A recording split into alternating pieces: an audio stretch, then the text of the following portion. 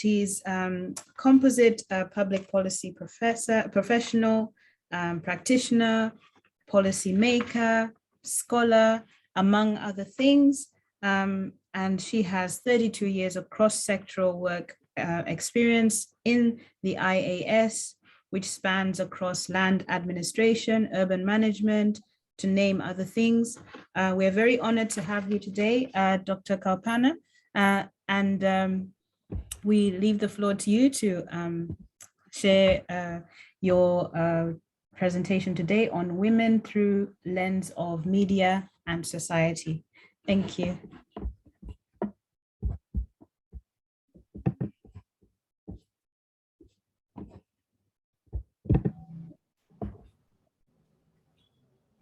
Are you able to hear me? Yes, we are. Yeah. I'm sorry I'm running late for another engagement, and since this program got delayed, I'll have to finish quickly and leave. Let me at the outset say how privileged I am to address this group of women and those interested in women today. Now, looking at women in the media, there are two aspects to women in the media. One, how are women represented in the media? And two, how do women media professionals fare? I will look at both briefly. How are women represented in media? What do we learn about women and girls when we turn on the television or go to the movies? You could go to a film, switch on the TV, tune into the radio, turn the pages of a magazine, or surf online. Regardless of your choice of media, you would have a good chance of encountering stereotypes that perpetuate gender discrimination. Research spanning more than 100 countries found that 46% of news stories in print and on radio and television uphold gender stereotypes. Only about 6% highlight gender equality. We all know that women and girls are slightly more than half the human population. But you would not know this from watching films and television, where there are roughly 3 male characters for every single female. While women represent half of the world's population, less than 1/3 of all speaking characters in film are female. Around the world, female characters in films and television take far less space than male characters. They do less interesting things. Less than a quarter of the on-screen global workforce is female, much lower than in the real world. Women in all types of media are judged by their appearance. They tend to be thin and sexualized. Women and girls are twice as likely as men and boys to appear in sexualized attire or nude. Women are far less likely to be a judge or a doctor or in any other professional or leadership position. They talk less than men. They have fewer opinions. And they are far less likely in the entertainment industry to play roles as leaders, professionals, or even as women who work for a living. Cyber violence has extended the harassment and stalking of women and girls to the online world. And this is not just true of India, it is true across the world. The Global Media Monitoring Project found that only a quarter of the people heard or read about in print, radio, and television news are women. Almost half of the stories uphold gender stereotypes. These very enlightening and disturbingly bleak findings were part of the first ever international study on the portrayal of women in films from the Annenberg School of Communication and Journalism, and was presented with the support of UN Women and the Rockefeller Foundation. This is echoed by research on other types of media. Now let us look at the second aspect of our topic. How do women media professionals fare? As with women in all other industries, there are major challenges facing women in media and entertainment. Behind the scenes, men still occupy 73% of top media management positions, according to another global study spanning 500 odd news media organizations. Women who have achieved top management positions in media corporations are very few. Women in entry-level positions in this industry are leaving their companies at higher rates than their male counterparts. Promotions at early tenures drive strong representation at the managerial level, but that progress slows to a crawl the closer you get to the top. This contributes to a corporate environment in which women are well represented at early tenure positions but remain a minority at more senior levels.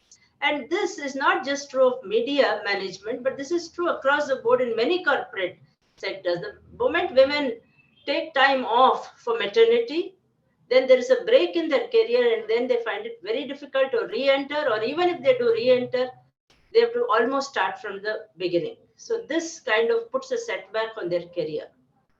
Similar patterns were observed in the news media. News organizations are a distinct part of the media and entertainment industry. Despite important progress for women in news, there remain significant challenges at higher levels in the organization, and they are leaving their companies at much higher rates than men. The Global Media Monitoring Project, which was the largest study on the portrayal, participation, and representation of women in news media, spanning 20 years in 114 countries, found that less than a quarter of news sources are women. When women are featured in the news, they are more likely to speak on their personal experience, popular opinion, or provide eyewitness account. They are not called in as experts. Unconscious bias, tight deadlines, lack of women's leadership across industries, and cultural challenges all affect journalists' ability to include women experts. Now, what is the impact of this skewed portrayal and imbalanced representation? Media needs to be a particular priority because they have such enormous impact on the ways that women, men, boys, and girls think about their roles and their value to society. But even a cursory look at media content shows how far there is to go. We know that girls feel less empowered the more TV they watch, while boys' views become more sexist. There are important ethical questions concerning stereotypes or hypersexual images to young children. No one thinks it is a positive development that, as one recent study found, girls as young as 6 are seeing themselves through the male gaze. Then there is the equality argument. Women have an equal right to participate in public debate, including in the media, and offer insights and ideas that must be heard. Everyone deserves to live free from the burden of harmful gender stereotypes. The media shapes our world, but so do women, as powerful agents of change in all areas of society. It is time for media to reflect this reality. There is also the economic argument. Research shows that films with more women and girls make more money and are less likely to fail. We know the problem and we have the evidence confirming it. But what should we do? We cannot wait anymore for progress. If gender equality in society mirrors gender equality in the news, it will take at least 3/4 of a century to reach gender parity. To achieve gender equality, we have to work on many issues: laws, education, representation in government. The list is long. Think about this. In all the sectors of society that still have a huge gender disparity, how long will it take to correct to reach parity? We can't snap our fingers and suddenly half the world's leaders are women. But there's one category where the underrepresentation of women can be fixed immediately on screen. Maybe instead of developing unconscious gender biases and having to fix them, we can start from the beginning by not perpetuating them at all. Women brought a gendered analysis of the mass media to the global stage in the 1970s when a multi-part critique was first presented at the 1976 Mexico City Conference, which opened the UN Decade for Women. Much of the substance of that critique remains relevant today. But women's fight for equal representation in the media began much earlier. 20 years ago, 189 UN member states recognized the central role of media in shifting gender stereotypes that influence how we think and act. They made women and media one of the critical areas of the platform for action and called on media everywhere to make a far greater contribution to women's development. They agreed that the number of women in media must increase, including in decision making. More should be done to present women as leaders and role models and to abandon stereotypes. Encouraging women's training, adopting professional guidelines to reduce discrimination, and establishing media watch groups for monitoring are among the measures to move forward. Women's involvement in information and communications technologies and media networks, including electronic networks, are also highlighted as a means of strengthening women's role in democratic processes. Now there has been some progress. The percentage of stories reported by women has edged up in most areas, and women are among the more active social media users. As journalism evolves into a hybrid digital print animal, adding information presentation tools and migrating to more open and inclusive platforms, acknowledgement of the same barriers, gender being one among many, needs to be key in equalizing the balance of voices shaping content. Here is a simple solution.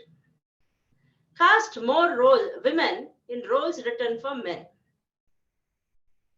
It is important for future generations to have more female characters.